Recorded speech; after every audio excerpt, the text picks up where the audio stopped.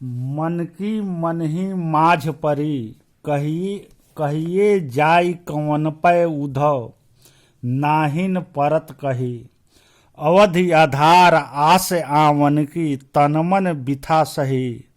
अब इन जोग संदेशन सुनि सुनि, बिरहिन बिरह दही। चाहती हुती गुहार चितहि तय, उततय धार बही। सूर दास अब धीर धरहूं क्यों, मर्यादा न लही।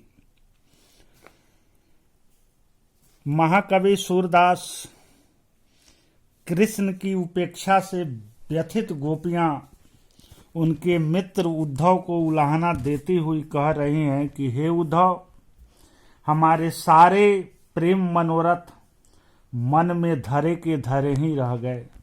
न हमें कृष्ण से प्रेम करने का आनंद मिला और न हम विरह व्यथा ही व्यक्त कर पाई। आप ही बताइए कि हम अपनी वियोग की पीड़ा किसे जाकर सुनाऊं। जिसे सुनाना चाहती थी वह तो मथुरा में ही आ बसा है। किसी अन्य के सामने अपनी मनोव्यथा निसंकोच होकर मैं कैसे प्रकट करूं।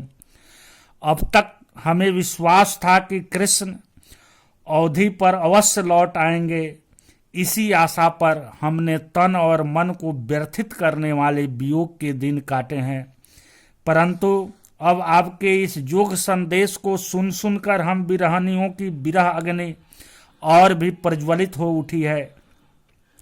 जिसने अपनी रक्षा की पुकार कर किया, उसने तो यह जोग की प्रबल धारा हमारी ओर बहा दी। अब हम कैसे धैर्य धारण करें।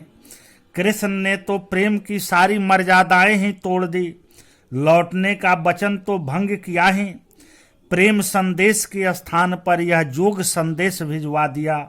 अब उनसे हम क्या आशा करें। गोपियों के मन में था कि उनके प्रिय कृष्ण उनकी आंखों के सामने रहें, वह उनके साथ प्रेम संबंध का आनंद लें, लेकिन कृष्ण के मथुरा जाने और लौट कर नहीं आने से गोपियों के सारे मनोरथ मन में ही दब कर रह गए। श्री कृष्ण के साथ प्रेम करने का जो आनंद लेना चाहती थी, उसका कोई भी अवसर उनको प्राप्त नहीं हुआ। प्रेमी अपने मन की व्यथा अपने प्रीतम पर ही प्रकट करता है, किसी अन्य के सामने वह अपनी विरह वेदना सुनाने से उसे कोई लाभ नहीं, क्योंकि वह तो ज्ञान मार्गी जोगी है। उन्होंने प्रेम की नदी में पैर तक नहीं डुबोया, वह भला उनकी व्यथा को कैसे समझ पाएंगे।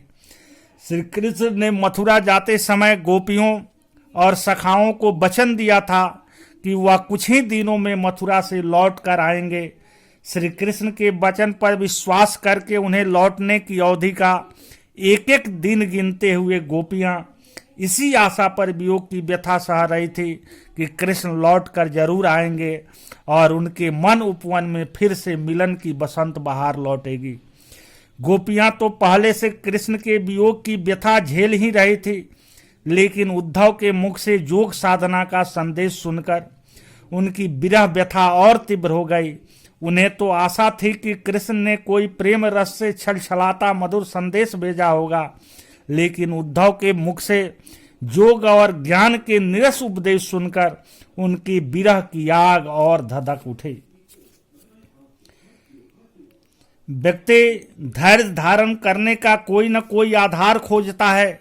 गोपियां भी अब तक मथुरा से श्री कृष्ण के लौटने की अवधि के बीतने की आशा में अपने मन को धैर्य बधाती आ रही थी, लेकिन उद्धव के हाथों जोग का संदेश पाकर उनके अधीर मन हो उठे।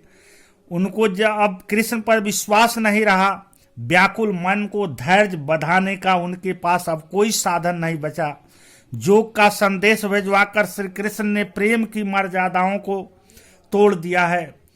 प्रेम भावना की बात गोपियों के मन में धरी की धरी रह गई।